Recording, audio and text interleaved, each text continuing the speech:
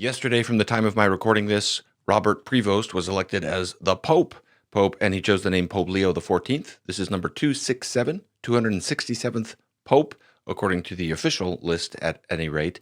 And he's the first American Pope, which is interesting. So everybody's been talking about this.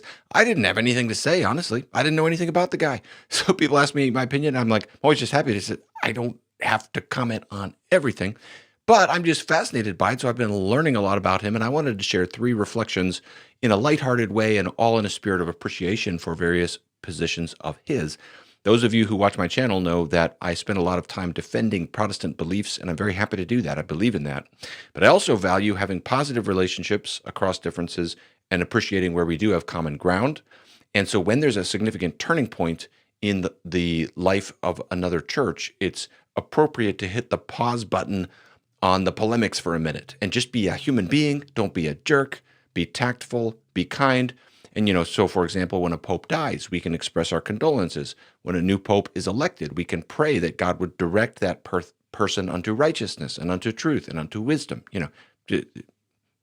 Hopefully that, I regret that needs to be said, but it does, because a lot of people seize upon the moment and they're just very unkind.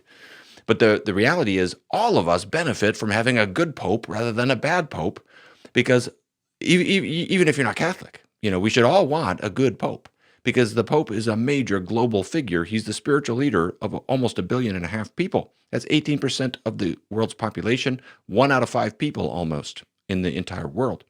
So we all want to have a pope who is a good person, and thankfully, Pope Leo XIV, from my initial impressions, I didn't know anything about him 36 hours ago, but I've been learning, so this is all just a provisional first impression from researching over the last 24 hours.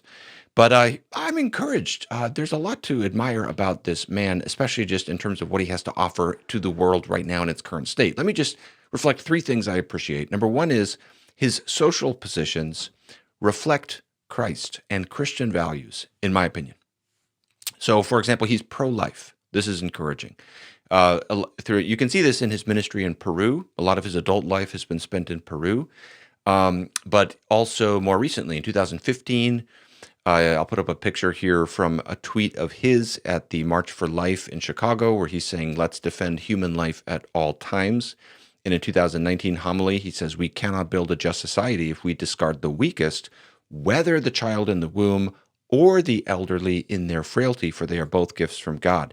In 2023, he said, "The church must walk with all people, especially the most vulnerable, ensuring their dignity is upheld from the womb to the end of life, as this is the heart of Christ's mission."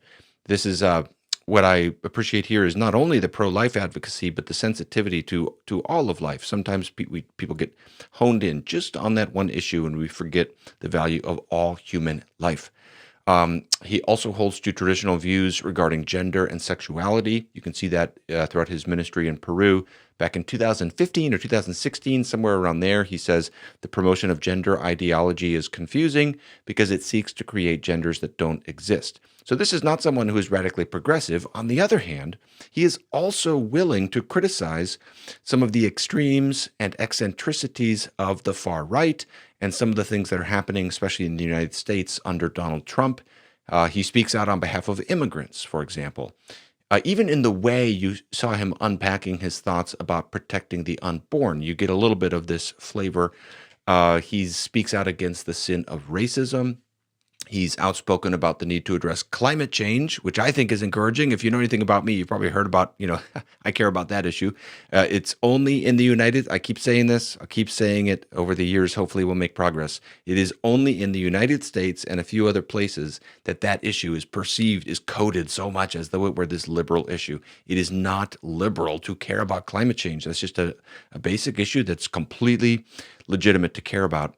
Not to get into that here. The point is, for now, just to state my appreciation for his social views. He's neither radically progressive nor radically traditionalist, or, you could even just say, I actually don't even like framing it like that, because I would regard it as just basically he's willing to oppose where conservative values themselves are being undermined in what goes under the name of conservatism today. All to say, I just think there's, what I see in those positions, in those statements I just read, is a historic Christian impulse. A second thing that I like about Pope Leo XIV is he has academic chops. I always think it's interesting when you get a theologian as the Pope. Not to say you have to have that, by the way. I think someone can be a great spiritual leader even if they recognize they're not really called to an academic expression of theology. But it's fascinating when a Pope is, like more recently Pope Benedict. But in addition to getting a master's degree at the Catholic Theological Union in Chicago, he got an MDiv. He then went on to Rome for advanced studies in canon law, and that included a doctorate.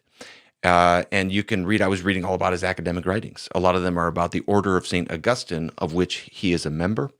So that flavors a little bit of just who he is and how he functions, and it's interesting. And it plays into the third thing that I want to highlight, which actually kind of comes out of these first two already somewhat implicitly, and that is Pope Leo XIV strikes me as something of a centrist or moderate. I mean, first of all, he is described in those categories in terms of his positions, but even in terms of his temperament, he seems to be someone who is, and I mean these things as positives, cautious, a good listener, potentially soft-spoken in his interactions with others. And, different times call for different styles of leadership. I happen to feel that in the radicalization and instability of the world right now, this is tremendously good. Centrist influences are actually helpful in the times in which we live. And to that end, let me just sort of sign off the very brief video, just throwing out a few categories onto the table for people to think about. But I want to sign off by reading something that Pope Leo XIV said about social media. Is he the first pope who's really used social media? I'm not sure, but I think so. But I haven't really looked into that to verify that. Himself personally throughout his life.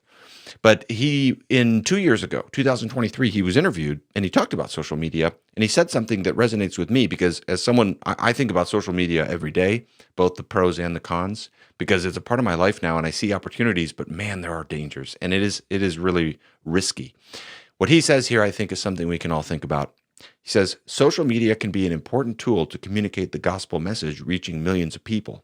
We must prepare ourselves to use social media well. I'm afraid that sometimes this preparation has been lacking. At the same time, the world today, which is constantly changing, presents situations where we really have to think several times before speaking or before writing a message on Twitter in order to answer or even just ask questions in a public forum in full view of everyone. Sometimes there is a risk of fueling divisions and controversy.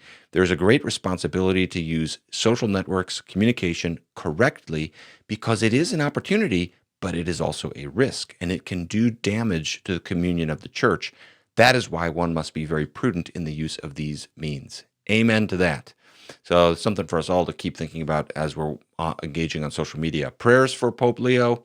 God bless you all. Thanks for watching.